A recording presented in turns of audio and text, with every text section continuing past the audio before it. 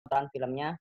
Untuk diskusinya insya Allah nanti akan kami laksanakan setelah nobar, jadi langsung sekitar pukul 8 ya, 8 malam waktu Indonesia Barat. Oke, terima kasih. Sudah ada beberapa yang hadir, salah satunya dari Ain, IMM Brunei Darussalam, luar biasa dari Brunei. Terus ada Adi, PCIMM Malaysia, luar biasa sudah ada yang hadir dari Malaysia nih. Terima kasih. Ada juga teman-teman yang lainnya. Ada Cak David juga, Cak David Effendi, dan juga ada juga Nusron Azizan, ada dari teman-teman KHM Jakarta juga ini beberapa. Oke, langsung saja kita mulai saja ya untuk pemutaran filmnya, biar nanti diskusinya tidak molor terlalu jauh.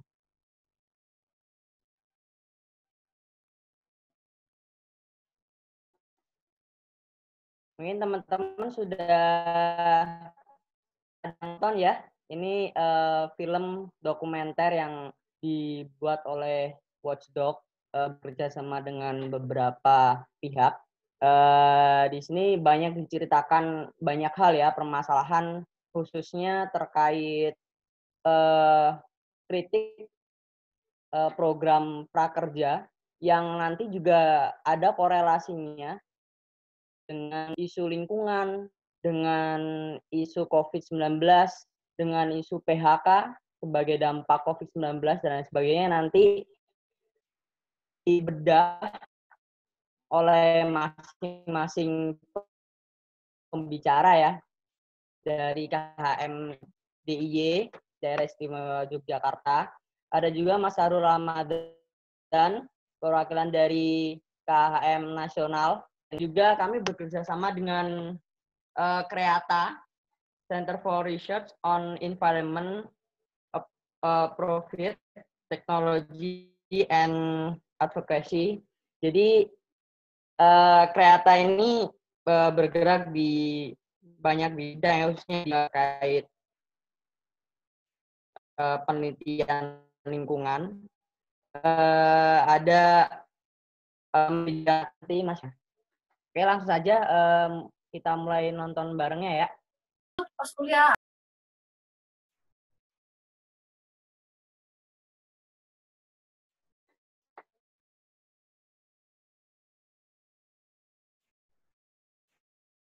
Oke. Bismillahirrahmanirrahim. Sekali lagi saya ucapkan Assalamualaikum warahmatullahi wabarakatuh. Selamat malam pada kawan-kawan yang sudah bergabung. Alhamdulillah dari berjalannya waktu kita nobar sekarang sudah ada 47 partisipan yang sudah masuk di room ini. Terima kasih atas antusiasmenya untuk mengikuti kegiatan ini ya. Jadi film tadi memang film Watchdog itu benar-benar film yang banyak banget informasi yang disediakan ya, seolah-olah padat banget informasinya dengan waktu film dokumenter yang nggak terlalu panjang, tidak sampai 1 jam ya, sekitar 52 menit. Menyajikan banyak data, banyak hal, dan data-data itu diolah dan menjadi argumentasi.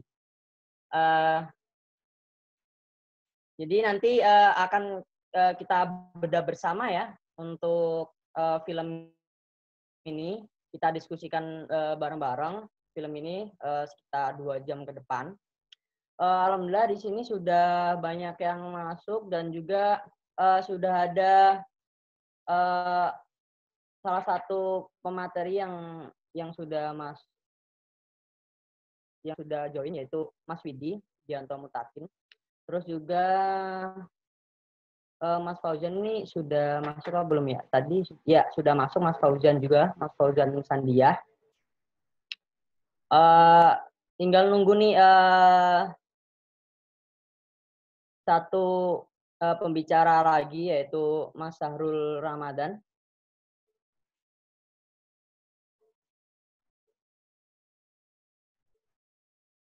Oke, mungkin langsung aja ya kita mulai diskusinya. Mungkin saya kasih preview dulu ya. untuk tadi eh, beberapa data yang banyak disajikan oleh Watchdog di film dokumenternya banyak dikaitkan khususnya terkait pembahasan utama yaitu prakerja. Namun kita akan membahas lebih luas ya, khususnya kaitan-kaitannya dengan isu ekologi, isu lingkungan, dengan isu PHK juga, isu pandemi COVID juga. Yang nanti isu PHK dan pandemi COVID nanti akan dijabarkan oleh Mas Widi ya, secara khusus dan juga terkait mekanisme prakerja dan juga banyak hal tentang prakerja nanti akan dibedah oleh Mas Fauzan dan nanti terkait ekologi dan juga gerakan sosial baru nanti akan disampaikan oleh Mas Sahrul Ramadan dari KHM Komite Nasional. Oke, mungkin langsung saja saya ingin ke Mas Fauzan dulu ya terkait isu prakerja ini. Program prakerja ini cukup menarik. Mungkin bagaimana pendapat Mas Fauzan nih? Mungkin secara umum pendapat terkait video ini juga, terkait film ini, dan juga terkait substansi utamanya yang ada di dalamnya. Silakan Mas Fauzan. Oke, saya cek dulu. Suara saya kedengaran? Halo Mas Alfa. Ya. Suara kedengaran? Ya, terdengar. Ya, terima kasih. Assalamualaikum warahmatullahi wabarakatuh. Selamat malam teman-teman sekalian, terutama dari teman-teman kader Hijau Muhammadiyah seluruh Indonesia dan se-Asia Tenggara yang sudah bergabung. Terima kasih atas kesempatannya. Saya ingin membuka komentar singkat terlebih dahulu bahwa program prakerja ini merupakan salah satu dampak atau malah salah satu bagian dari kebijakan berentetan, kebijakan berseri Omnibus Law. Jadi ini merupakan salah satu produk kebijakan Pak Jokowi yang dia buat atau yang dia landaskan pada peraturan Presiden nomor 36 tahun 2020 mengenai program prakerja. Nah, sebagai gambaran bahwa program prakerja ini yang nama utama agendanya adalah kartu prakerja dan program prakerja.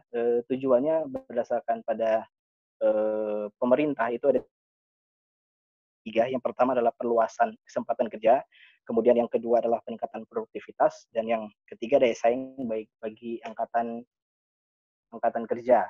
Nah, teman-teman lihat bahwa program prakerja ini sama sekali tidak berhubungan dengan tujuan utama sebetulnya yang kita harapkan. Jadi kalau kita berharap bahwa program prakerja ini adalah bagian atau solusi sistematis untuk mendukung daya ekonomi nasional, maka sebetulnya kalau kita perhatikan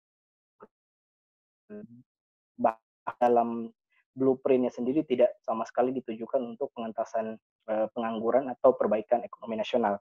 Karena teman-teman lihat sendiri, saya sebetulnya membuat satu hipotesis bahwa program kartu prakerja ini merupakan bentuk baru atau gelombang ketiga dari semiota kekerasan agenda neoliberal di Indonesia. Karena yang kita tahu bahwa sejak tahun 1985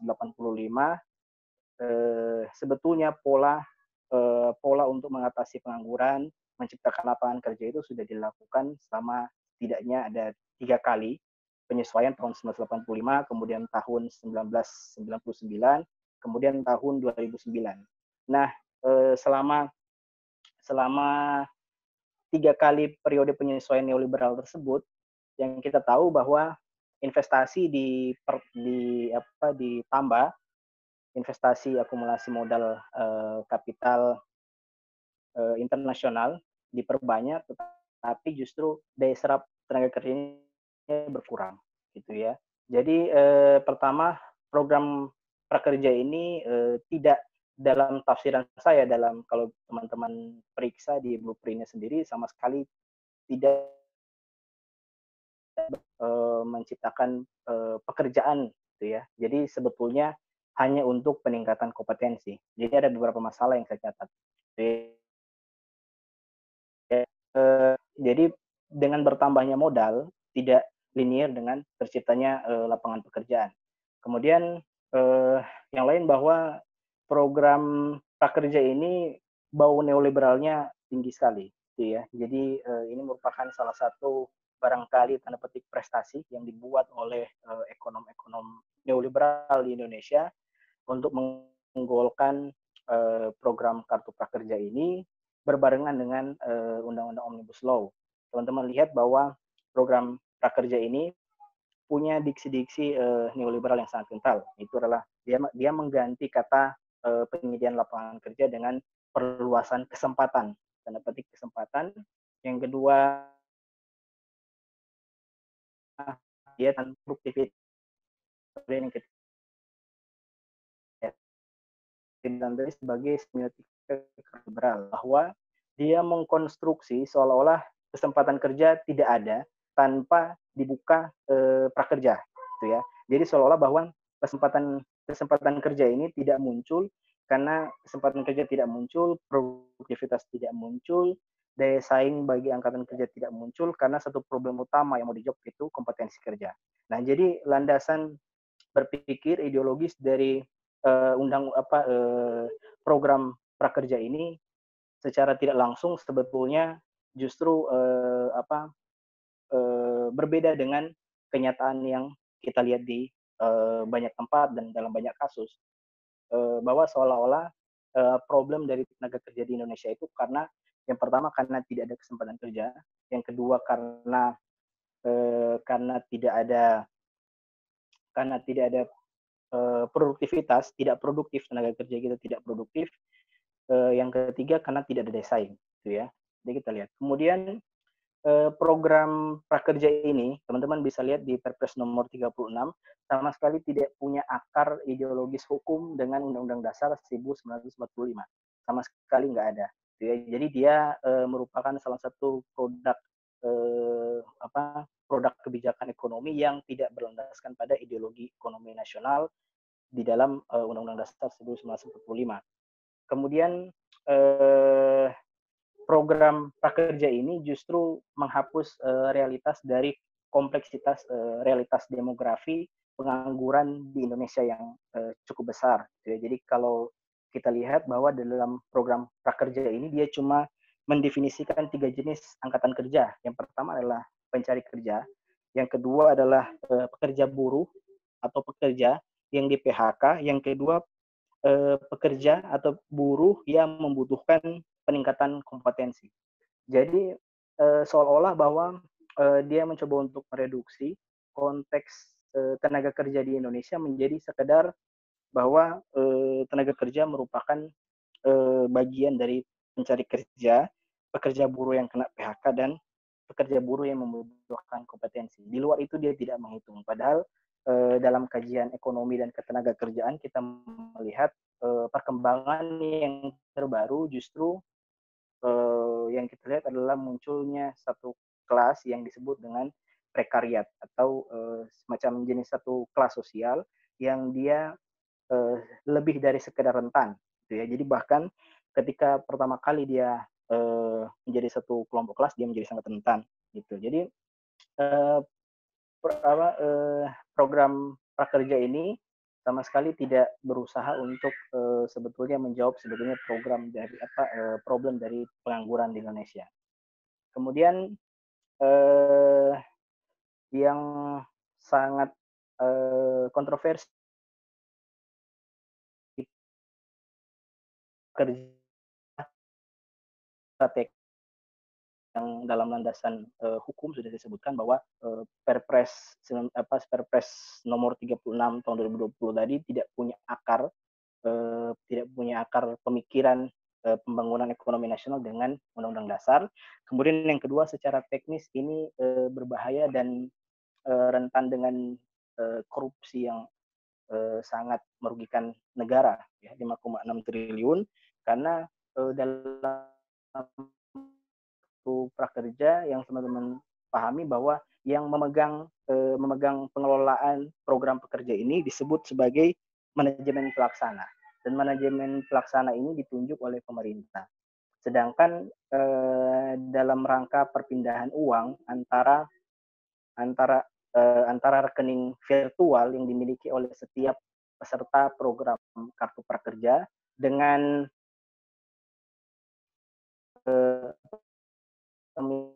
kerja ini hanya melalui tanda tangan manajemen pelaksana. Artinya ini program ini berbahaya sekali karena tidak punya sarana untuk diawasi, terutama karena dia berpindah tanpa melalui mekanisme yang benar, gitu ya. Jadi perpindahan uang 5,6 triliun dibagi dengan beberapa platform digital dan lembaga penyedia layanan peningkatan kompetensi kerja dan peserta kerja mengalir tanpa ada proses pengawasan yang jelas.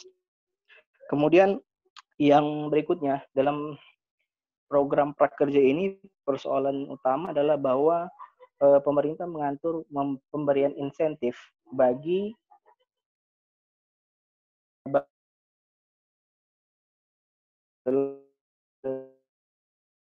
berikan ternyata salah satunya justru untuk kartu prakerja. Nah, pertanyaannya insentif dalam bentuk evaluasi efektivitas pelaksanaan program ini nggak jelas. Jadi ini pemberian insentif ini sama sekali itu ya. Evaluasinya sendiri sebenarnya sudah di dalam biaya pelaksanaan program prakerja ini dan bukan diatur dalam skema insentif, itu persoalannya. Kemudian yang ketiga penyaluran dana dari pemerintah menuju rekening peserta program prakerja, kemudian dialihkan kepada yang penyedia pelatihan platform pelatihan kompetensi tadi itu bermasalah. Gitu. Jadi sebetulnya kalau kita lihat bahwa justru program kartu prakerja ini mengabaikan banyak faktor yang sebetulnya jelas-jelas dan nyata yang menjadi penyebab mengapa jumlah pengangguran atau jumlah pekerja informal yang rentan di Indonesia sangat tinggi. Itu ya, misalkan kalau menurut Mohtar Habibie ya salah satu penyebab mengapa muncul gelombang pengangguran repot mengeluarkan program prakerja sama sekali. Di Indonesia ada 3 jilid ditambah dengan besarnya pengangguran sejak 2014 ya, artinya ini sudah mengalami penyesuaian neoliberal yang keempat, jilid keempat gitu ya. Kemudian sebetulnya persoalan dari problem ketenaga kerjaan Indonesia ya adalah problem akumulasi kapital domestik dan pertanian kita yang tidak didukung oleh pemerintah. Jadi alih-alih mendukung sektor industri pertanian, artinya pangan di dalam negeri, dan juga sektor kapital domestik, katakanlah untuk manufaktur, justru itu tidak pernah menjadi concern utama. Justru pemerintah membuka skema-skema investasi asing yang akhirnya berdampak besar justru pada penambahan jumlah pengangguran di Indonesia. Jadi daya serap tidak berbanding lurus dengan besaran investasi yang dikeluarkan. Itu sudah dibahas tadi di film, ada potongannya. Kemudian menarik bahwa ada satu buku yang baru mengenai siapa yang memasak makan malam untuk Adam Smith, Catherine Marshall, dia mengatakan bahwa problem dari ekonomi kontemporer neoliberal ini adalah bahwa dia selalu berupaya untuk pekerja itu, namanya adalah apakah betul pekerja yang menjadi pengangguran itu problemnya adalah inkompetensi sebagaimana yang dicantumkan di dalam program kartu prakerja? Jawabannya tidak, gitu ya. Inkompetensi ini problem yang tidak pernah dibahas. Apakah orang menganggur, apakah orang tidak memiliki pekerjaan, apakah orang di PHK murni karena inkompetensi atau tidak? Jelas itu jawabannya bukan. Gitu ya. Barangkali akan dieksplorasi oleh Mas Widi. Kemudian yang keempat, menurut Tania Murelli, problem utama dalam yang menyumbang munculnya pengangguran informal yang rentan adalah karena terjadinya eksklusi pertanahan dan perkebunan yang besar-besaran di Indonesia. Artinya basis-basis pertanian perkebunan skala kecil itu tergusur oleh modal besar yang akhirnya ya menghempaskan orang-orang yang dulu bergantung hidup pada hutan, bergantung hidup pada ladang-ladang yang terbuka menjadi pekerja rentan. Gitu. Jadi ini akhirnya menyumbang dengan cara yang sangat masif jumlah pengangguran di Indonesia. Kemudian menurut Tani Morelli, kegagalan utama dari program-program pemerintah selama ini yang bertujuan untuk menghapus kemiskinan, bertujuan untuk meningkatkan pendapatan ekonomi nasional adalah karena program-program pemerintah gagal melaksanakan tanda petik niat baik ya. Jadi kegagalan the failure of the will of improve. Jadi kegagalan pemerintah untuk melihat bahwa niat baik dalam membangun ekonomi nasional itu tidak cukup. Yang dibutuhkan adalah kajian yang sistematis, kemudian kebijakan yang strategis dan kebijakan yang berpihak pada sekelompok populasi yang sangat besar. Gitu. Nah ini yang bermasalah karena akhirnya program prakerja menjadikan sekelompok orang yang justru punya modal yang sangat besar justru menikmati kucuran uang dari negara 5,6 triliun dan ini luar biasa ya, termasuk salah satu skandal potensi korupsi terbesar di Indonesia gitu. Dan dalam waktu dekat ini saya kira gelombang untuk penolakan Omnibus Law dan semua produk hukum neoliberal di awal tahun 2020 ini akan banyak mendapatkan perlawanan. Ya, saya kira seperti itu dulu tanggapannya Mas Alfa. Oke, terima kasih banyak Mas Fauzan. Cukup banyak hal yang dieksplorasi, kompleks sekali, khususnya dalam ranah ideologi ya. Tadi juga pembahasan utamanya saya kira terkait kaitan ini dengan agenda neoliberal yang ada di Indonesia. Dan kata Mas Fauzan tadi sudah mulai masuk ke tahap keempat ya ini, dari sejak dulu sudah lama ya berarti. Selanjutnya langsung saja berikutnya Mas Widi. Halo Mas Widi. Ya, halo. Oke, selamat malam semua. Assalamualaikum. Waalaikumsalam warahmatullahi wabarakatuh. Terima kasih udah diundang nih. Senang ketemu kawan-kawan. Iya, sama-sama Mas. Langsung saja Mas, mungkin bisa diberikan tanggapannya terkait film tadi ya. Banyak hal, banyak substansi yang dimunculkan di film tadi. Saya kira Mas Widi ini nanti akan lebih mengeksplor lebih jauh terkait fenomena PHK di tengah pandemi COVID ini ya Mas ya. Dan juga mungkin bisa mengevaluasi lebih jauh terkait substansi-substansi yang ada di di film tadi.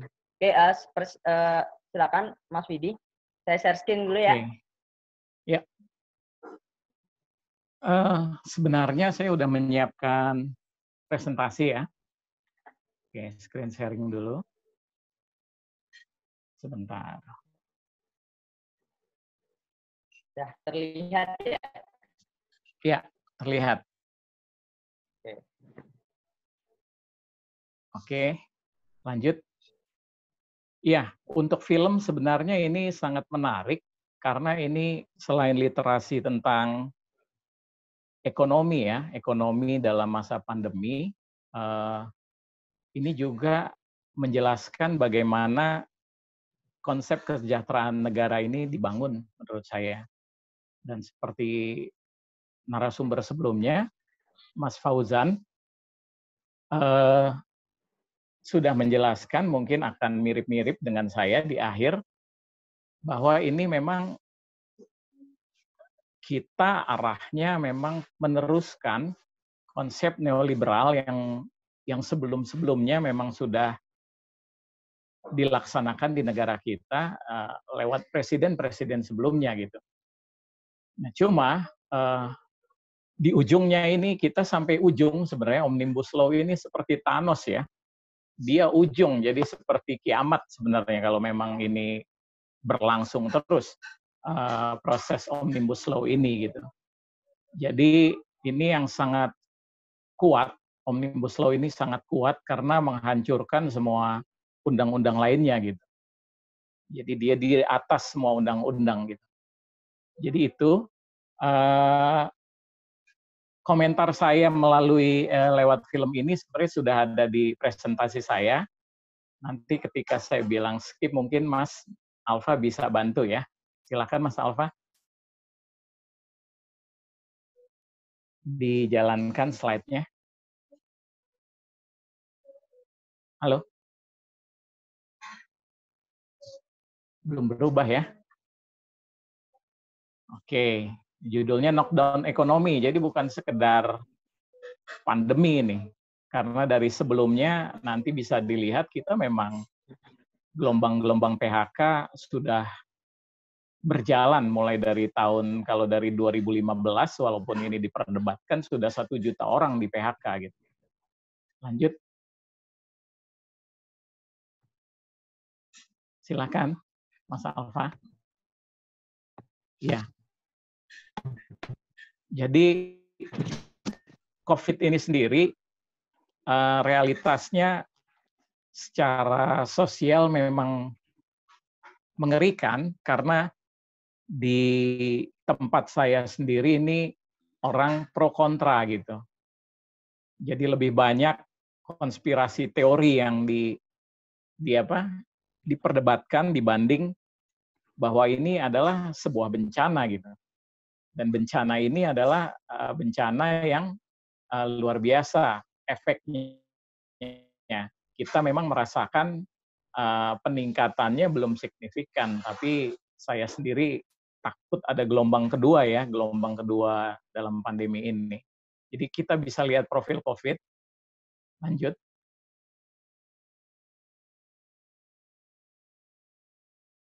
Oke.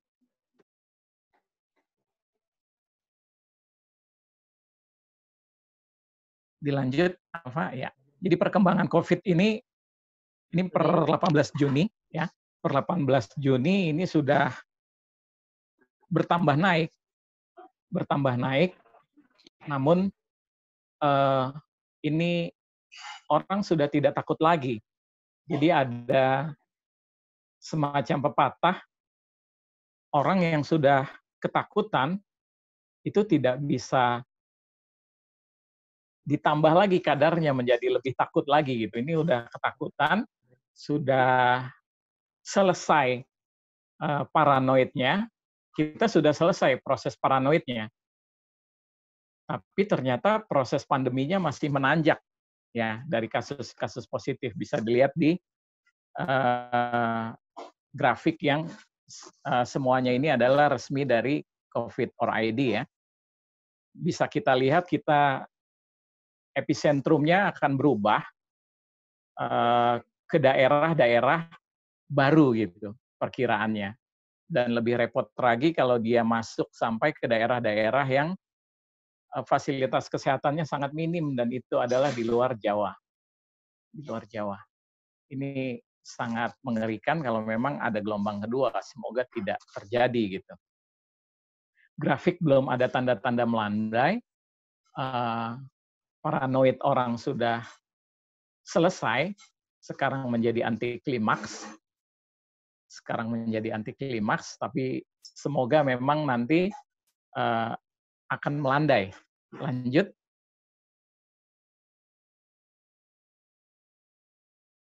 Oke. Secara risk assessment atau analisa resiko dalam bencana, karena ini adalah bencana nasional, kita ini peringkat ke-97 di seluruh dunia. Lebih jelek dari Bangladesh, lebih jelek dari Malaysia. Dan ini membuka mata kita bahwa fasilitas kesehatan ini serampangan seperti APD dan lain-lain, staf yang kurang terlatih, terbatasnya alat, dan overkapasitas pasien. Kalau tadi Mas Fauzan Sandiah membicarakan Neolib, rumah sakit di Jakarta dan rumah sakit di sekitar Jakarta itu menolak pasien COVID. Itu karena tidak menguntungkan. Dan takut rumah sakit itu dibayar seperti kasus BPJS gitu. Sehingga jangan jauh-jauh di Tangerang Selatan, seluruh rumah sakitnya menolak. Mereka tidak punya fasilitas karantina yang baik gitu. Bahkan nggak ada. Semuanya diserahkan kepada DKI Jakarta. Serang pun demikian. Nah, ini menunjukkan bahwa fasilitas kesehatan pun, kalaupun ada, ini perhitungannya menjadi berbeda karena ketidakjelasan program pemerintah tadi. Seperti waktu BPJS. Di film dijelaskan hutangnya 5,9 triliun ya. Saya nggak tahu tuh, Rumah Sakit Muhammadiyah udah dibayar atau belum. Kabarnya berhutang banyak juga. Jadi bisa dilihat di grafiknya, jumlah penduduk yang masih sama sekali tidak memiliki fasilitas kesehatan itu 34%. Artinya tidak ikut BPJS. Sedangkan yang lain memiliki, seperti kalau di daerah Kalimantan Timur, yang kaya, Pemdanya, itu tetap memberikan jaminan kesehatan daerah. Jadi di cover oleh itu, dibelikan BPJS. Lanjut. Dari safety ranking ini yang paling jelek, itu justru fasilitas kesehatan. Yang kedua adalah emergency response. Emergency response ini yang terkait dengan wacana yang berubah-berubah tentang apakah kita perlu lockdown atau tidak di awal Februari kemarin. Nah, itu adalah kemampuan kita dalam hal bencana untuk melakukan analisa sebenarnya ini apa yang terjadi gitu. Kemudian kita lihat profil penduduk yang digadang-gadangkan menarik, dan ini adalah dampak terbesarnya terkait dengan PHK. Penduduk kita yang miskin itu hanya diberikan nilai dia kan 354.000 per bulan. Itu ada 11%. Ini angka di 2016. Walaupun laporan ini adalah laporan Bank Dunia di 2020. Kemudian yang rentan itu 24%. 24% itu penghasilannya hanya 354 ke 532.000 per bulan pengeluarannya. Pengeluarannya. Kemudian ada yang disebut, nah ini bisa-bisanya lagi Bank Dunia, aspiring middle class. Ini yang paling banyak, 44,5%. Nah ini penghasilannya 532.000 sampai 1,2 juta. Oke. Nah kemudian apa yang disebut kelas menengah di laporan 2020 ini, itu 1,2 juta sampai 6 juta. Kelas menengah kita. Kemudian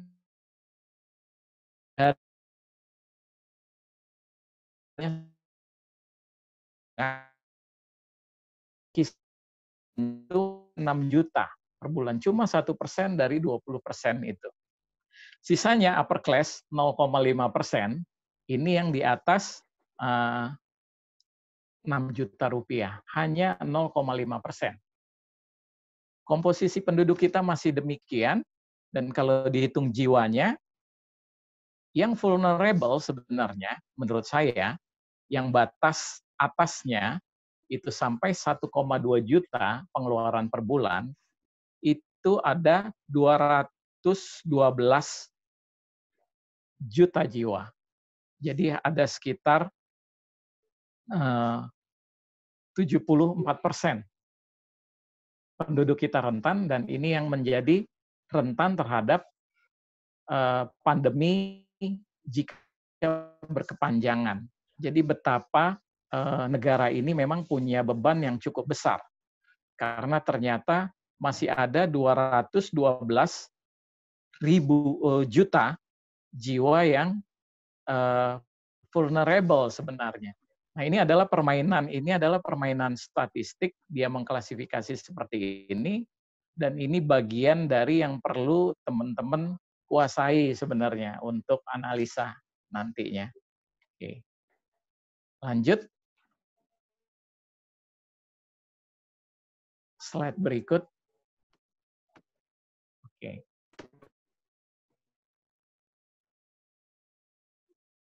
Mas Alfa, terdengar? Oke. Ya, terdengar. Ya. Nah, ini PHK ya. Sudah Yang warna saya biru. itu. Oke. Nah, ini peta dasarnya adalah peta dasar COVID tadi. Kemudian yang warna biru itu PHK dari 2015, sorry ya, bukan 2017 itu, 2015 sampai 2018. Nanti ada linknya di situ. Menurut Federasi Serikat Buruh itu 1 juta orang. Tapi menurut pemerintah, ini sangat jauh angkanya, itu 74.000 orang saja selama kurun waktu 4 tahun. Nah, tapi menurut Serikat Buruh datanya berbeda, yang saya tampilkan ini adalah yang 1 juta orang. Nah, kemudian yang warna kuning, ini PHK di 2020. Di 2020. Nah, saya ingin menjelaskan bahwa PHK di kurun waktu 2015 sampai 2018 itu sangat menyebar. Dan kalau dilihat industrinya, itu adalah industri olahan dan pertambangan. Industri olahan dan pertambangan. Jadi sebaran warna biru ini adalah industri olahan dan pertambangan. Kemudian yang paling berat ditimpa oleh neoliberalisme itu adalah industri tekstil dan produk tekstil kita. Itu sejak lama itu ditimpa, termasuk industri sepatu dan lain-lain, industri turunannya. Oke, lanjut. Jadi betapa kita bisa lihat bahwa PHK ini di ujungnya ketika ada COVID, itu cuma memperparah. Tapi sebenarnya kondisinya sudah parah dari 2015 sampai 2018. Gitu. COVID ini cuma memperparah, jadi dia membuat shock ya, membuat shock. Nah, oke. Kemudian perkembangan ekonomi bisa kita lihat.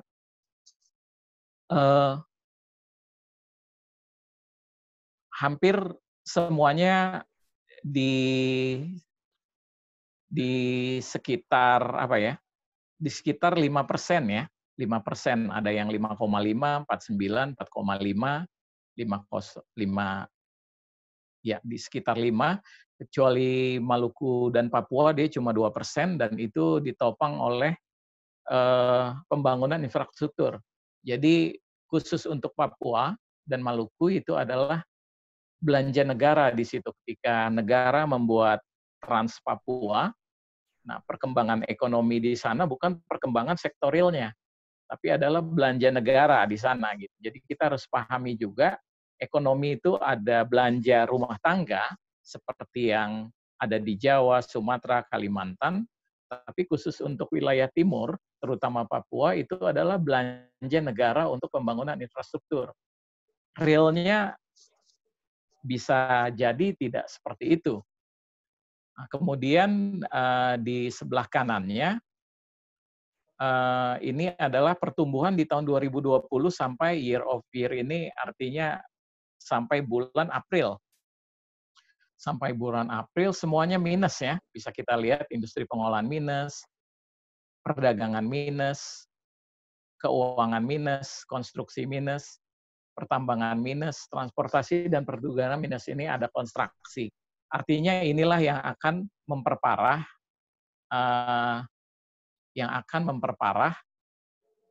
ekonomi kita. Kalau dilihat yang minusnya berarti di sinilah akan banyak PHK gitu. Yang di minus-minus inilah yang akan banyak PHK. Oke, lanjut. Nanti bisa dilihat tautannya dari Kemenku. Selanjutnya, dipercepat dulu.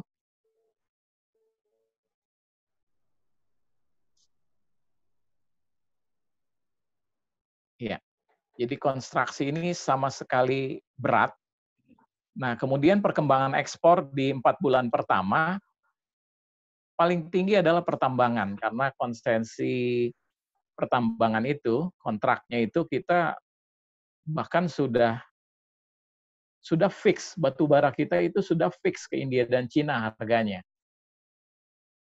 Tapi produk-produk mereka berdasarkan harga pasar. Nah, ini persoalan diplomasi dagang juga menjadi masalah, tapi bisa kita lihat bahwa penyumbang bea keluar atau bea keluar semacam pajak ya, pajak ekspor, itu masih di pertambangan, dan ini kemungkinan besar batu bara ya. Kemudian di sebelah kanannya kita lihat proporsi tenaga kerja berdasarkan lapangan usaha yang diagram pie ini. Terkait dengan film tadi bahwa ada pertanian di mana ya, yang menarik itu adalah pertanian subsisten. Subsisten ini bukan artinya miskin ya. Banyak yang salah kaprah dengan subsisten. Jadi subsisten ini ekonomi sirkular yang khusus untuk kebutuhan domestik, bisa domestik desa, tergantung kawasan, bisa domestik wilayah gitu. Artinya lebih banyak ekonomi subsisten ini adalah kebutuhannya adalah kebutuhan untuk dimakan sendiri. Tapi artinya dimakan sendiri ini bukan berarti tidak ada yang dijual, ada yang dijual. Cuma mereka tidak menjual keluar, tidak mengkomersilkan hasil pertaniannya gitu. Oke, sebelumnya oke. Nah, yang bawahnya ini saya cuma ingin menjelaskan bagian 27% dari pertanian kehutanan ini, ya, kalau kita bedah lagi, misalnya seperti di film itu didetilkan, kita bisa lihat, ini bukan tanaman pangan yang banyak. Ini kasusnya misalnya Kabupaten Berau untuk 2020, yang paling banyak dari 27% di bidang pertanian, kehutanan, dan perikanan, itu adalah yang pertama kehutanan. Nah, kehutanan ini adalah hutan tanaman industri yang dijadikan kertas. Pohonnya adalah akasia. Kemudian di bidang tanaman pangan itu ada tanaman perkebunan, dan ini sumbangan terbesarnya adalah sawit. Yang nanti mungkin di film Watchdog yang lain ini sangat tidak berkelanjutan. Kemudian di mana pangan kita yang tadi Mas Fauzan itu, ini cuma 4,8%. Jadi kalau kita baca besarannya saja, tanpa lihat detailnya, kita akan mislead oleh statistik ya. Jadi kita akan mislead oleh statistik, jadi kita bukan ditipu, cuma kita perlu literasi statistik yang baik gitu. Jadi statistik ini memang kadang-kadang orang tidak suka, tapi ketika kita pelajari lebih lanjut itu akan berguna juga angkanya gitu. Nah, jadi 27% ini bukan asetnya masyarakat. Dibagi lagi 43% kalau kasus Kabupaten Berau itu asetnya perkebunan sawit besar, dan 39% itu asetnya hutan tanaman industri gitu. Kira-kira seperti itu melihatnya. Jadi belum tentu ekonomi ketika kita lihat, oh pertambangan sekian persen, pertanian sekian persen gitu. Itu masyarakat menikmati, enggak juga. Masyarakat justru tidak sejahtera di situ seperti dalam film itu. Lanjut.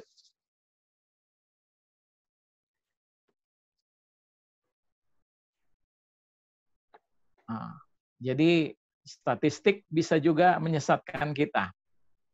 Oke, lanjut Alfa.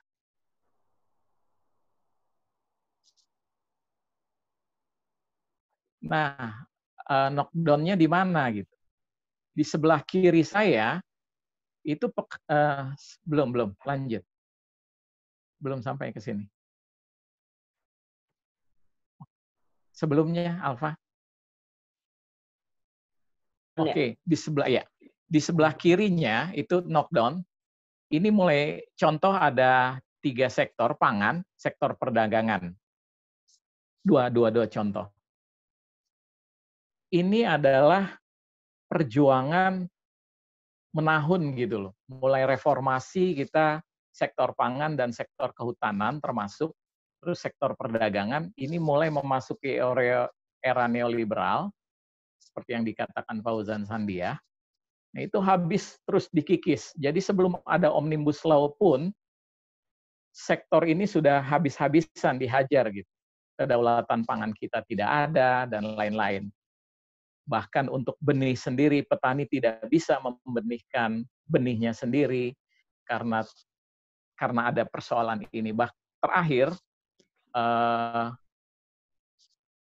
itu ekspor produk hewan, walaupun kita kalah oleh Brazil untuk label halal, tapi itu mengubah keseluruhan perundangan. Impor daging itu tidak perlu lagi ada produk halal misalnya. Nah, ini menjadi concern tersendiri untuk ekonomi Indonesia yang mayoritas Muslim seperti itu. Karena nggak ada lagi sertifikasi itu. Di luar itu, seperti yang di kanannya, Omnibus Law itu, yang pertambangan dan kehutanan, dua sektor utama yang selama ini menopang kehidupan ekonomi Indonesia, bukan lagi termasuk sawit itu tidak membutuhkan. Jadi sudah disebut oleh Mas Fauzan bahwa yang pertama semuanya menjadi sentralisasi, bahwa kita reformasi yang kemarin digaung-gaungkan itu hilang sama sekali dengan Omnibus Law. Makanya ini saya bilang seperti Thanos, habis semua, ini kiamat. Jadi kita kembali menjadi sentralisasi sektor pertambangan, kehutanan, bahkan pertanian, karena tata guna lahan, land use-nya, atau tata ruangnya ini dikuasai oleh pusat lagi, tidak lagi daerah gitu. Oke. Nah, ini adalah knock yang akhir kelihatannya setelah kita mendapat berbagai macam tinju ya, mulai dari sektor pangan dan terus sampai sekarang, itu sebelum ada Omnibus Law, semua produk kita adalah neoliberal. Terakhir adalah Undang-Undang Minerba, yang juga itu salah satu knockdown di luar Omnibus Law itu sendiri gitu. Lanjut. Oke. Sebelum masuk PHK, kita lihat dulu penghidupan berkelanjutan di desa itu seperti yang ada di film itu, di Jawa seperti itu, oke. Tapi di luar Jawa itu contohnya Dayak gitu.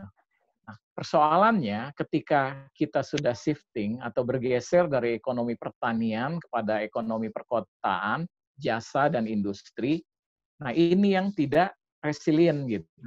Kalau di desa ada pola nafkah ganda. Jadi sebagian besar masyarakat di pinggir sungai dia bisa menjadi nelayan juga, bertani juga, berkebun juga. Ada intensifikasi di non-pertanian. Jadi dia bisa menjadi buruh bangunan, di desa itu bisa menjadi pedagang, dan lain-lain di desa itu. Ada lagi strategi migrasi. Dia bisa migrasi ke kota kalau dia migrasinya sirkuler gitu. Atau dia bisa migrasi ke Malaysia menjadi TKI. Nah, tapi tiga-tiganya ini di COVID ini mati. Yang di Malaysia belum jelas bagaimana kelanjutannya ketika TKI ini setelah pulang, karena mereka melakukan hal yang sama dengan Indonesia. Malaysia dan Singapura itu tidak mempedulikan kaum migran, pendatang migran ya, pekerja migran. Nah, kemudian ada pola nafkah berbasis bantuan. Nah, nafkah berbasis bantuan ini sangat karitatif, dan kalau dalam konsep kebencanaan ini ada di tanggap darurat sebenarnya. Cuma pemerintah tanggap daruratnya sampai kapan itu tidak sanggup memprediksi gitu. Memprediksi karena meremehkan itu. Sebenarnya ketika COVID selesai, tanggap darurat itu masih ketika ekonomi terus menurun gitu. Rekonstruksinya seperti apa? Nah, ini yang tadi dibicarakan oleh Mas Fauzan. Rekonstruksinya ya ada bantuan pemerintah seperti tadi. Kemudian kita lihat strategi penghidupan di kota, nafkah gandanya itu cuma menjadi tukang ojek, Grab, dan lain-lain gitu. tidak banyak juga yang punya tabungan sebanyak itu. Pekerja migran yang di Jakarta kemarin sudah pulang semua, belum tentu bisa balik karena di Jakarta udah nggak ada, karena di Jakarta PHK paling tinggi. Mau ngapain lagi mereka di Jakarta gitu. Seperti itu. Kemudian yang basis bantuan, ini saya khawatir orang cuma melihat Jakarta gitu, tapi tidak melihat daerah lain. Jangankan Jakarta, lewat ke Banten, itu sudah berbeda lagi ini. Kasus-kasus korupsi dan lain-lainnya mungkin sudah sangat besar juga di sana, lewat program bantuan sosial ini. Artinya program ini saya setuju dengan Mas Fauzan, ini rentan korupsi. Lanjut.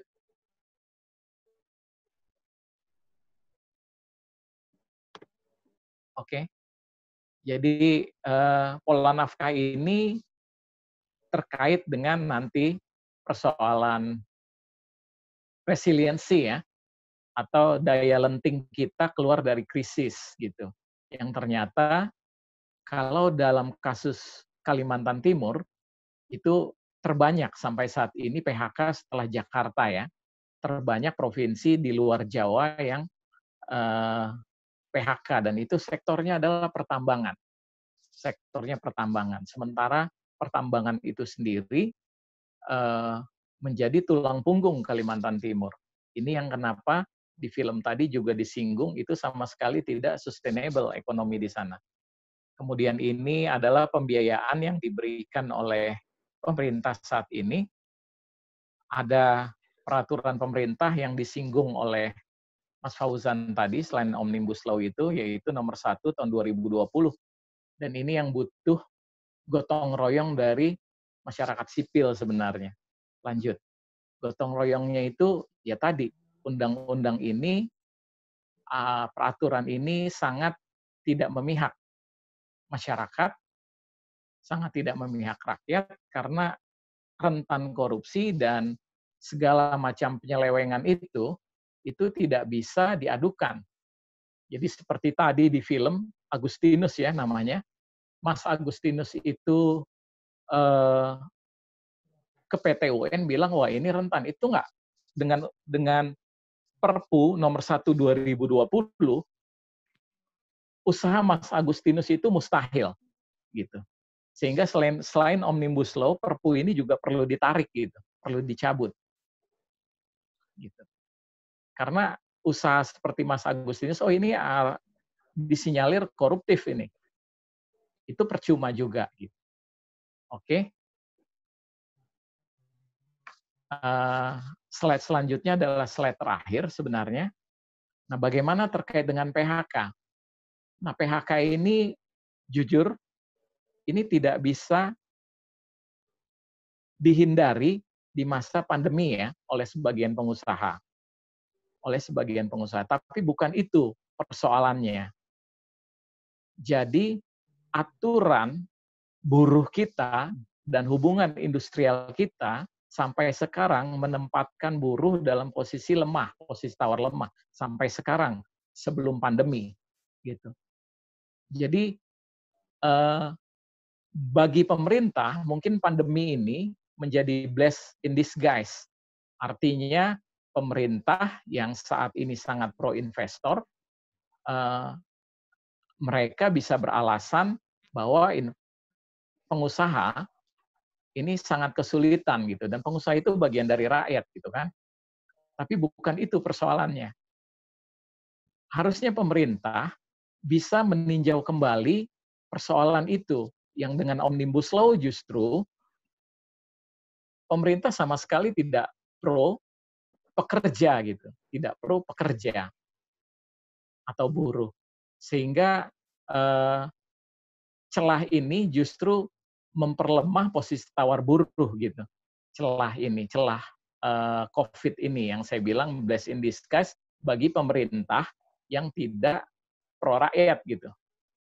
Sehingga ini digunakan kong kali kong dengan pengusaha seperti itu.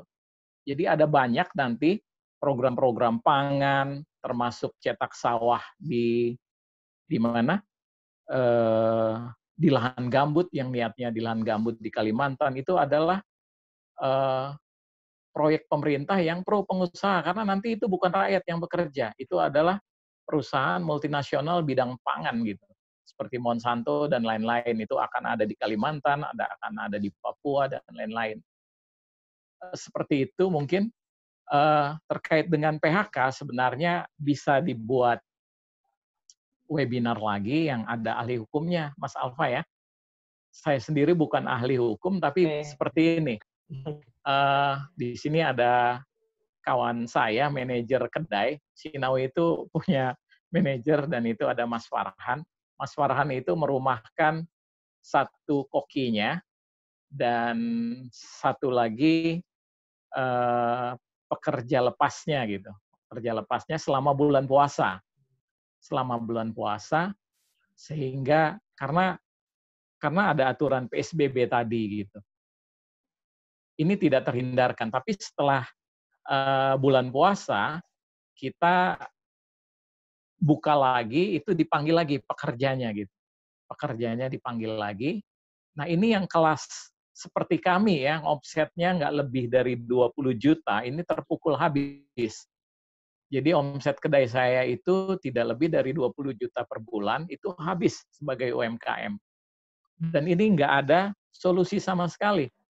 Warteg dan lain-lain itu yang omsetnya jauh lebih tinggi, mungkin sekitar 30 juta, atau Pecel Lamongan yang jauh lebih tinggi juga sekitar 60 juta, itu pun mati gitu. Ini nggak ada solusi sama sekali, karena selama ini dianggap selalu sektor informal gitu.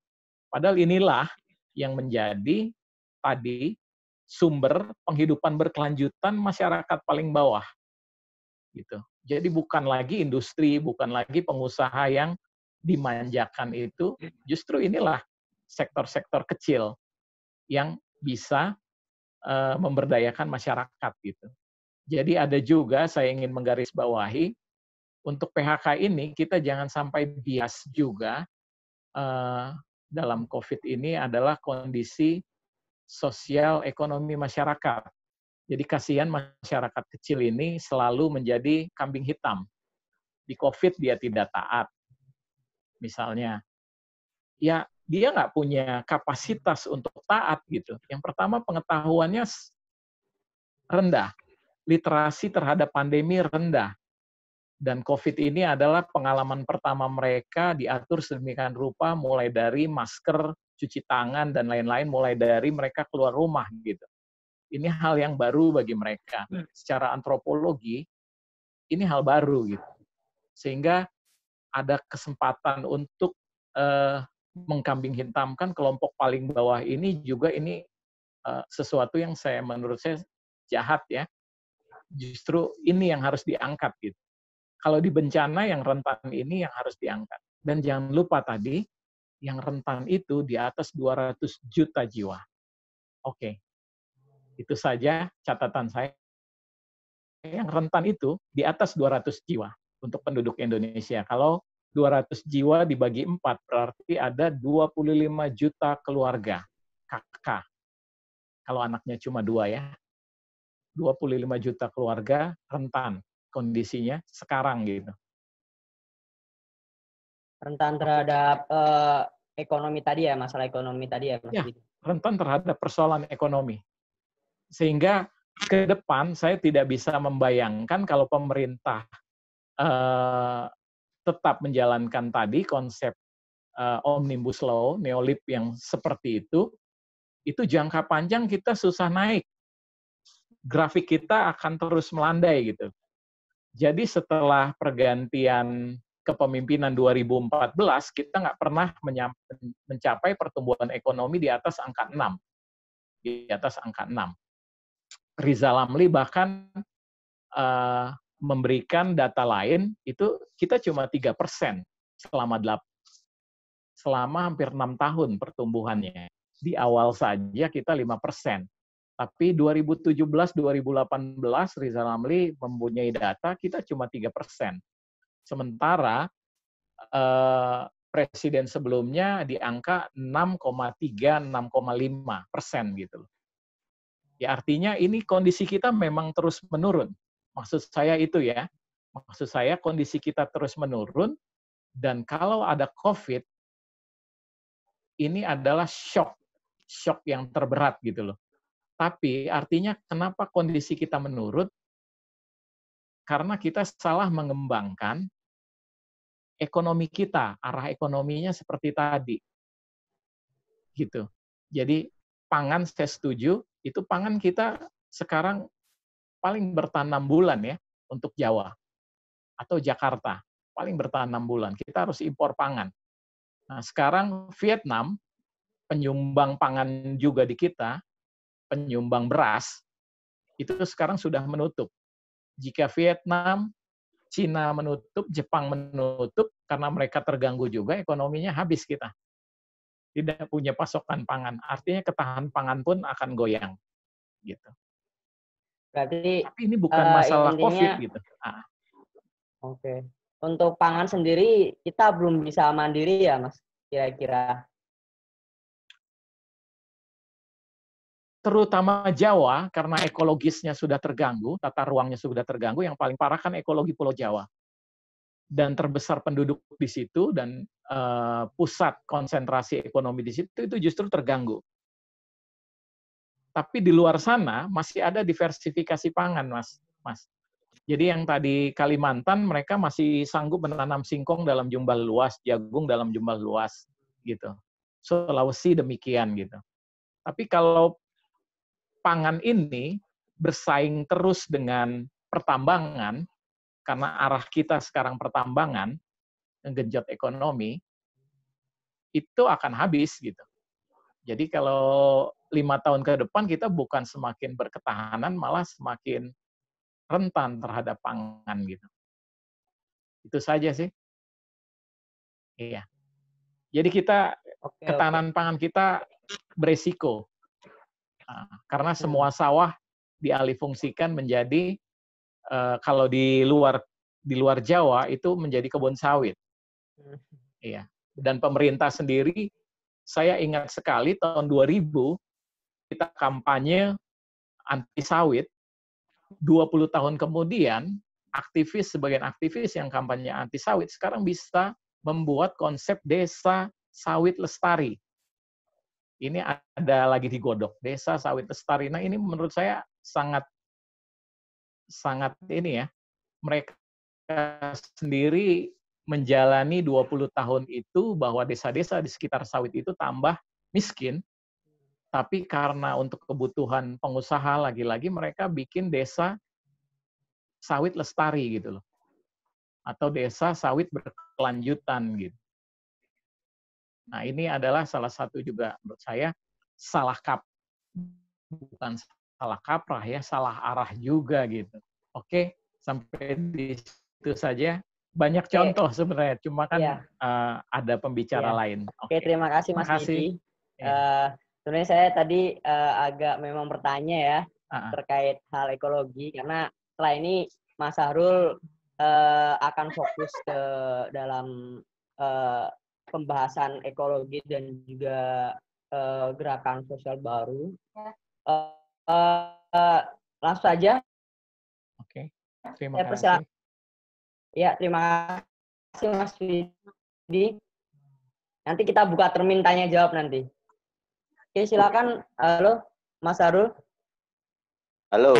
Oke, silakan Mas Sahrul. Kira-kira pasti Mas Sahrul kan sudah menonton film tadi ya, film Box Talk tadi. Dan bagaimana tanggapan Mas Sahrul sendiri terkait film tadi yang memberikan banyak data dan khususnya terkait kaitannya dengan ekologi. Saya persilakan Mas Sahrul. Assalamualaikum warahmatullahi wabarakatuh. Selamat malam teman-teman. Terkhusus Mas Widi. Lama tidak berjumpa. Ya. Akhirnya satu forum lagi. Mas Fauzan juga. Tadi sebenarnya sudah banyak dibahas Mas Fauzan dan Mas Widi. Saya kemarin bilang, udah cukup itu Mas Widi sama Mas Fauzan. Kata teman-teman butuh yang kocak gitu katanya. Ya mungkin saya menambahi hal-hal yang kocak. Tapi tadi sudah banyak ya, karena memang Watchdog itu kan terkenal dengan dokumentasinya yang datanya valid, tapi bagi teman-teman yang sedang nyaman di kekuasaan mungkin mengatakan bahwa itu data yang bisa dikatakan hoax, gitu. Tapi kita sebagai aktivis yang memahami bahwa ada yang salah di dalam pemerintahan hari ini, ya memahami bahwa datanya bisa menjadi referensi untuk diskusi kita. Dan menariknya Watchdog adalah selalu menampilkan data yang rigid, dan di akhirnya pasti Watchdog menawarkan satu contoh gerakan sosial. Seperti film Samin versus Semen, itu bukan menampilkan pemerintah bermain dengan perusahaan-perusahaan tambang, tapi juga menampilkan gerakan-gerakan sosial dari teman-teman dari Samin, begitu. Apalagi ditonjolkan gerakan perempuannya di situ dan lain sebagainya.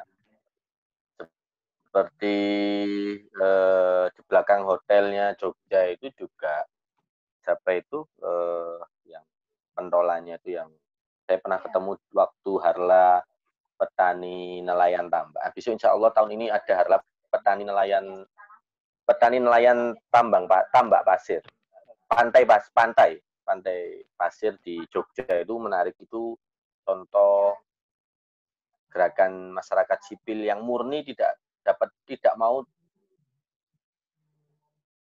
bantuan dari LSM, dan benar-benar polisi pun takut dengan masyarakat, sampai masyarakat di sana pada tahap iuran untuk menyekolahkan anak terpintar dari 5 desa itu yang mengikuti paguyuban itu kuliah S2 hukum. Itu programnya tahun ini. Dan aturan di sana di Kulon Progo itu ya, di tambang mau jadi tambang pasir, tapi mereka menghalangi ya masyarakat di sana. Kalau ada yang mengkhianati mereka, mayatnya tidak boleh dikuburkan di 6 desa tersebut. Menarik, banyak hal menarik. Sampai saya di sana itu 3 hari dari masyarakat yang lain itu dihidupi, dan polisi itu dipisui, jadi ya, diumpat itu polisinya diem aja. Dan mereka sudah dari kecil sudah tahu bahwa polisi dan pemerintah itu banyak melakukan hal yang tidak baik. Anak-anak kecil diajarkan untuk misui polisi, terlepas dari kontroversinya. Tapi menarik. Besok kapan-kapan, kalau waktu itu saya mewakili KM ya, tiga orang di sana di Kulon Progo. Menariknya adalah mereka, nah, nanti Watchdog ini saya tidak tahu, belum ke sana karena tidak tahu ya, aksesnya juga tertutup. Yang pertama yang tadi saya katakan menarik adalah muncul di situ gambaran harapan, begitu ya, harapan ketika Watchdog telah memberikan banyak data permasalahan, ternyata tidak seperti itu. Ada harapan di dalamnya, ada namanya Harvest Moon ya. Itu mungkin terinspirasi dari Harvest Moon, Harvest Mind ya, komunitas teman-teman di Purbalingga.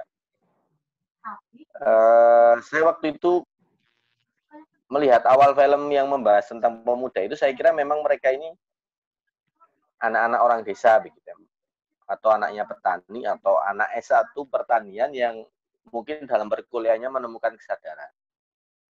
Tapi ternyata mereka bermula dari gerakan literasi, begitu, di bandara di Jogja, terus mungkin ketemu aktivis Jogja, terus kembali ke rumah, akhirnya membuat lapak buku dan lain sebagainya, sampai pada tahap literasi itu menyadarkan mereka tentang keadaan sosial. Nah, ini mungkin saya tidak tahu, nanti Mas Fauzan lah mungkin banyak pengalaman bagaimana berawal dari buku itu bisa memberikan kesadaran tentang lingkungan.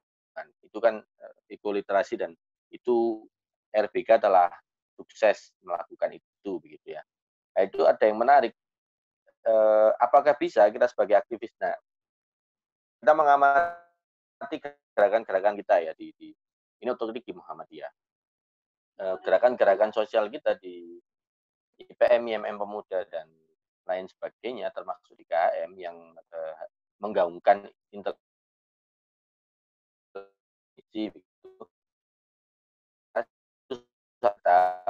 gerakan literasi memberikan kesadaran untuk merubah keadaan, bukan hanya membaca lalu menulis dan berdiskusi. Nah, kita sebenarnya butuh riset begitu ya, bagaimana, ini mudah-mudahan sudah ada di RBK, harus ada yang meriset RBK, harus ada yang meriset Harvest Mind atau gerakan-gerakan literasi yang literasi itu sampai pada tahap memberikan kesadaran terhadap gerakan lingkungan. Nah, itu kan belum terjawab. Ada prakteknya, ada buktinya, tapi kita tidak pada tahap hasil. Kenapa sih kok Harvest Mind ini dari lapak baca buku sampai pada tahap gerakan perlawanan terhadap kerusakan lingkungan dan lain-lain. Kemarin saya sempat nulis bahwa KHM bukan muncul dari kesadaran literasi, tapi muncul dari ya literasi juga, tapi yang saya maksud bukan dari gerakan buku begitu ya, tapi dari berkumpul dengan masyarakat.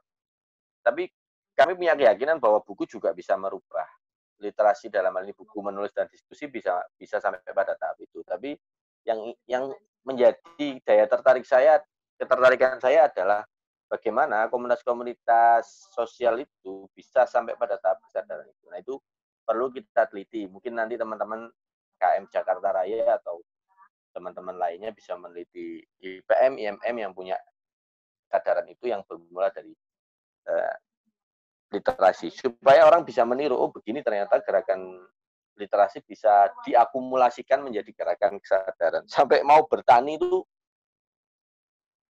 luar biasa gitu.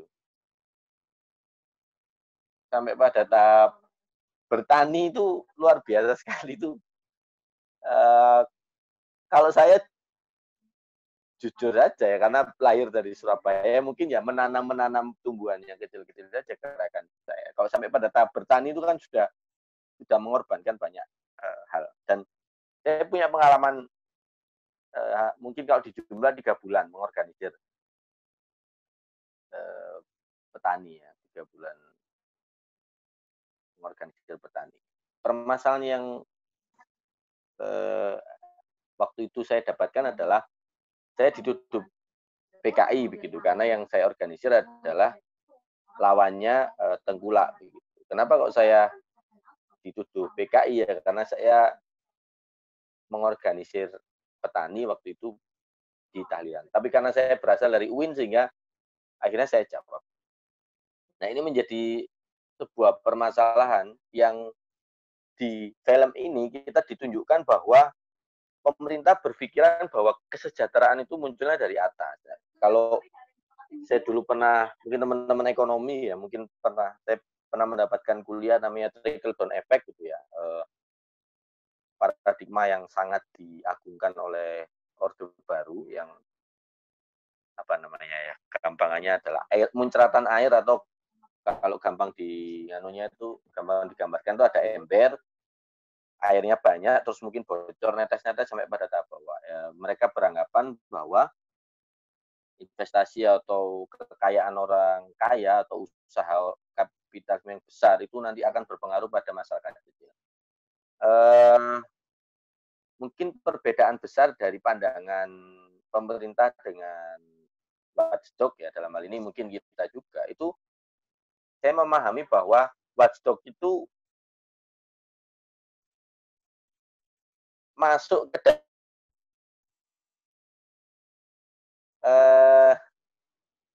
dalam masyarakat pelosok begitu, sehingga watchdog sangat paham betul bagaimana masyarakat di pelosok itu hidup. Sedangkan Jokowi dan kawan-kawan itu mendengarkan dari ahli-ahli yang itu hidup di kota begitu, dan paradigma ekonominya sangat developmentalisme banget. Sehingga tidak heran ketika Jokowi mengambil keputusan tambang, dan tadi saya baca di Instagramnya Greenpeace gitu ya, pemulihan ekonomi di Indonesia ini berapa miliar, triliun tadi ke ke sektor sawit. Sedangkan watchdog itu masuknya ke masyarakat-masyarakat pelosok begitu, yang ada salah satu masyarakat di satu Kalimantan tuh tadi ya, yang bisa hidup cuma dari hutan begitu, dan siapapun kepala desanya syaratnya cuma satu, tidak boleh ada pembebasan lahan. Nah itu kan saya punya anggapan bahwa pemerintah tidak tahu bahwa ada masyarakat yang bisa hidup dari hutan. Menurut saya ya, bahwa tidak boleh ada pembebasan perampasan ruang itu. Sehingga berbeda, kalau saya sering bilang, kalau dulu waktu ada penggusuran di Surabaya, orang-orang mempertanyakan, loh kok kok masyarakat itu nggak mau digusur, Bu Risma kan baik, begitu loh. Logika Bu Risma dengan logika masyarakat miskin itu berbeda. Logika Bu Risma, logika kebersihan, keindahan, itu kan logika elitis, logika masyarakat elit. Masyarakat miskin, jangankan berpikir indah, makan saja susah, pakai pakaian yang menutup aurat saja susah, begitu kan. Sehingga banyak orang, waktu itu kita dihajar netizen, aktivis-aktivis Surabaya ketika mendampingi masyarakat Keputih itu dihajar netizen. Itu kan bikin kumuh Surabaya, bikin jelek Surabaya, ya nggak apa-apa, harusnya ikhlas lah digusur. Padahal logika yang dibangun ya berbeda. Masyarakat yang digusur itu jangankan berpikir indah, makan saja susah begitu. Sehingga logikanya memang berbeda. Logika pemerintah hari ini kan logika, meskipun Orde Baru itu sudah runtuh, tapi ambisi developmentalismenya masih besar. Sehingga trickle down effect menurut saya masih dipakai begitu ya, beranggapan yang atas dicayakan dulu atau dibuka keran investasi sehingga nanti di bawah ini berpengaruh gitu.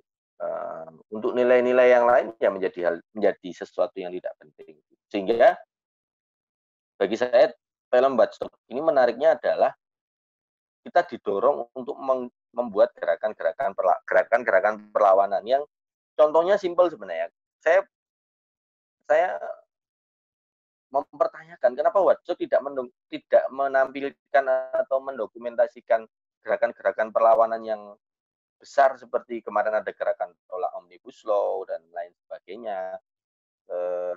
Mungkin karena pertama Watchdog memikirkan bahwa itu sudah di media sosial sudah muncul lah ya, sudah terpublis lah ya, kemarin ada sidang rakyat dan lain sebagainya. Watchdog ingin menampilkan gerakan-gerakan kultural yang mikro-mikro begitu ya di masyarakat lokal,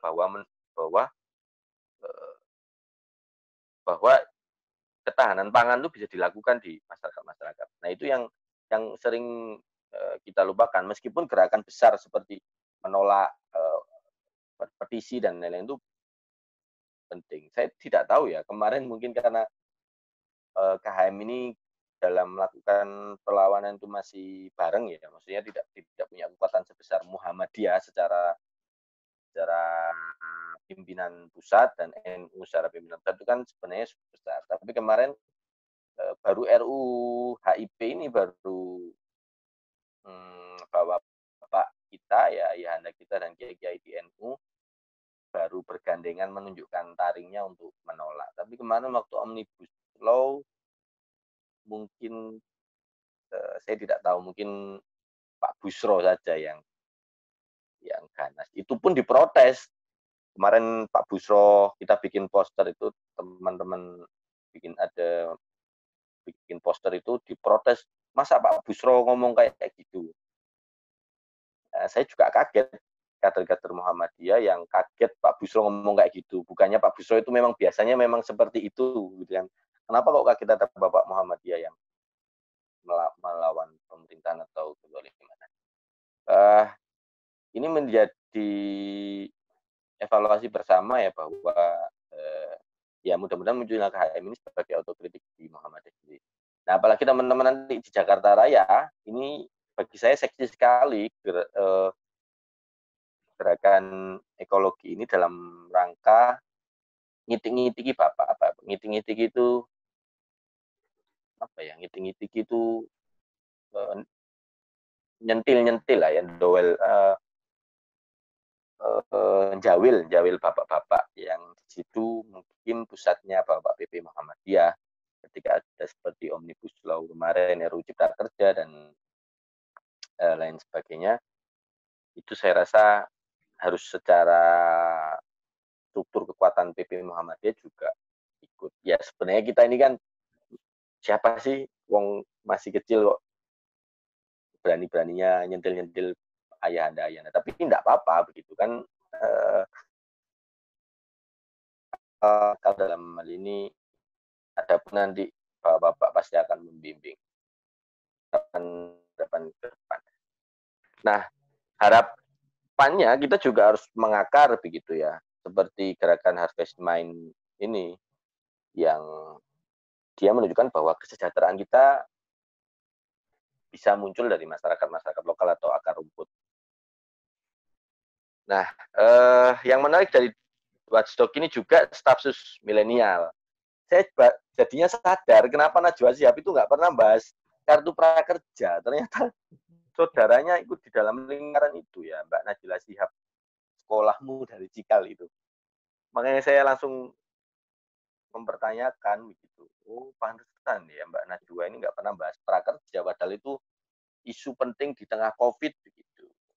Karena ternyata mbaknya apa adiknya ya, Najwa Shihab Cikal itu, sekolahmu itu masuk di dalam kartu prakerja. Tapi saya tidak mengajak teman-teman untuk tidak suka dengan Najwa Shihab. Saya pasti digeruduk netizen kalau saya ngomong seperti itu ya. Tapi menjadi menarik begitu bahwa kartu prakerja itu menjadi hal yang lewat begitu saja ya, padahal perlu dikritisi. Saya tidak tahu ya, karena KHM kalau mengkritisi kartu prakerja kok kelihatannya kita kayak orang pengangguran yang butuh dibimbing juga begitu. Harapan saya waktu itu mungkin organisasi mahasiswa lah yang bergerak kritik prakerja. Nggak mungkin KHM kritik kartu prakerja karena memang kalau di-rated mungkin ada dampak ekologi, tapi kok kelihatan kita kayak gini ya. Harapannya waktu itu, tapi kok tidak ada yang mengkritik. Tapi ya sudahlah. Saya mengamati bahwa gerakan sosial hari ini yang dipengaruhi oleh di rumah saja itu pionirnya adalah Najwa Shihab. Jadi kesuksesannya dia mendobrak apa namanya, sampai itu yang koruptor dibebaskan itu, Yasona Lawli itu sangat luar biasa sekali. Jadi kalau Najwa Shihab nggak ngomong itu kelihatannya nggak sampai bergerak deh netizen. Malah sekarang organisasi mahasiswa bukan bergerak. Gerakan sosial sekarang pusatnya di Najwa Shihab. Kalau Najwa Shihab tidak ngomong, sebagian besar orang-orang tidak akan peka begitu. Mungkin itu ya. Saya tidak membahas kartu prakerja meskipun juga gregetan sama stafsus milenial begitu. Akhirnya pemuda-pemuda kayak di KHM ini nggak dianggap baik ya. Yang baik ya standarnya stafsus milenial yang mungkin kuliahnya di Harvard, di Stanford, terus pulang-pulang dan pemuda-pemuda yang suka ngeritik kayak KM ini ya lebih baik dibuang saja, karena standarnya sudah stafsus milenial yang punya karya untuk Indonesia ternyata mencari itu. Terakhir ya, terkait gerakan sosial, kita sedang pada posisi susah gerak kemana-mana dan lain sebagainya. KM ini butuh teman-teman yang bisa memainkan algoritma medsos dan algoritma internet gitu, yang sekali up itu bisa mendobrak dunia permedsosan. Atau kita butuh orang yang bisa jawil tokoh-tokoh penting di Indonesia seperti Najwa Shihab, Dr. Tirta. Saya iseng-iseng sebenarnya kemarin ngechat Dr. Tirta, tapi nggak dibales. Pengen menyebarkan lah isu-isu ekologi lewat beliau. Dr. Tirta ternyata hari ini kena masalah. Pengen juga jadi YouTuber dulu, Mas. Baru ya, makanya ditanggapin ya. Pengen ngechat Najwa Shihab, ya enggak juga. Makanya kita butuh jawil-jawil seperti itu. Nah, kemarin sebenarnya Pak Haidar Nasir punya Spotify itu juga menarik. Kita juga bisa nitip kalau memang nanti Pak Busro punya Spotify ya, Bapak-bapak. Mungkin seksi itu kalau KM Jakarta Raya gandeng Pak Busro untuk bikin podcast. Pak Busro suruh merekam di rumah dan senang sekali sebenarnya Bapak ayahanda itu diberikan wadah untuk bikin podcast begitu ya. Beliau nggak ribet, cuman ngerekam terus teman-teman ngedit disebarluaskan. Kalau minjem pemikirannya Fuku kan, ini kan pertarungan diskursus wacana saja di Muhammadiyah.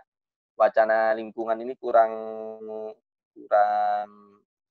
menarik dan kurang dilirik ya, karena nggak ada orang yang menggulingkan wacana itu, atau nggak ada penguasa yang menggerakkan wacana itu. Nah, tokoh seperti Busro, Mas David, itu penting sekali gitu ya, untuk terus kita manfaatkan untuk mengeluarkan statement, menggulingkan wacana di kalangan bapak-bapak. Karena kemarin saya terkejut begitu, RUU HIP rame sekali, cepat sekali, tapi Omnibus Law tidak cepat. Meskipun PP minta ditunda ya, tapi kurang ganas begitu ya, kurang greget seperti HIP. Itu mungkin sebenarnya ada solusi juga. Nanti kapan-kapan kita belajar bersama ya kalau sudah. Sebenarnya kalau membangun gerakan mikro itu penting kita bergerak di desa. Sebenarnya kalau di COVID seperti ini, dengan kondisi pangan dan yang tadi ditunjukkan ya, kebingungan masyarakat tentang kerja, sebenarnya program dana desa itu kalau tepat sasaran dan pas dan ada yang mendampingi beneran ya, meskipun saya tahu pendamping desa itu jurusannya tidak, teman saya itu jurusan tafsir UIN, karena beliau itu ormek yang seniornya begitulah ya di pendamping desa. Ini dia masuk jadi pendamping desa, bayangkan tafsir UIN ya, jadi pendamping desa. Jangan teman saya satu jurusan pemberdayaan masyarakat tidak lolos karena tidak masuk lingkaran itu. Sehingga saya melihat pendampingan desa itu menjadi program yang ya nggak jelas dan tidak tepat sasaran.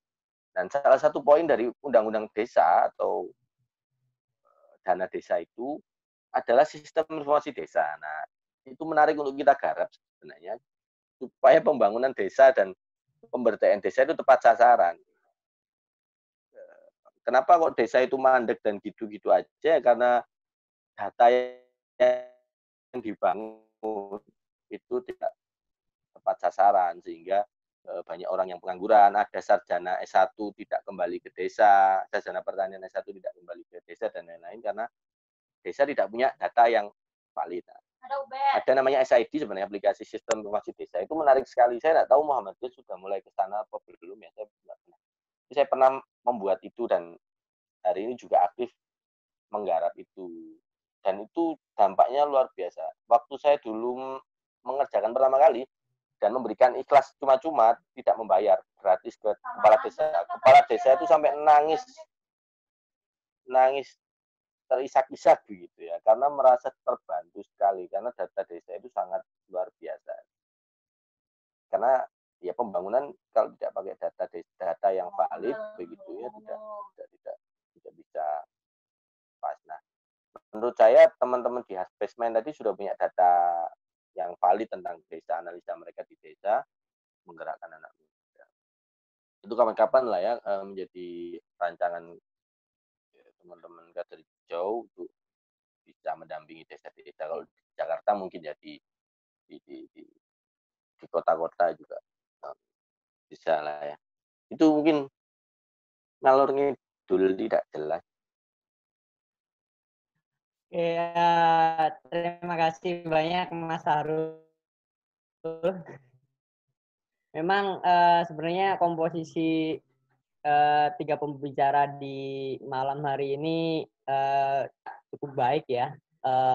Mas Widi dengan analisa statistiknya, Mas Fauzan dengan analisa ideologi dan sosialnya, dan Mas Sahrul dengan analisa sosial yang bernuansa kekiri-kirian. Mungkin sebelum lanjut ke termintanya, saya ingin membacakan beberapa tanggapan dan juga mungkin ada pertanyaan ini di kolom chat. Di kolom chat ini dari Dwi Hadianto, KPK tegaskan program kartu prakerja berpotensi merugikan keuangan negara. Memberikan link ini, bisa diklik teman-teman.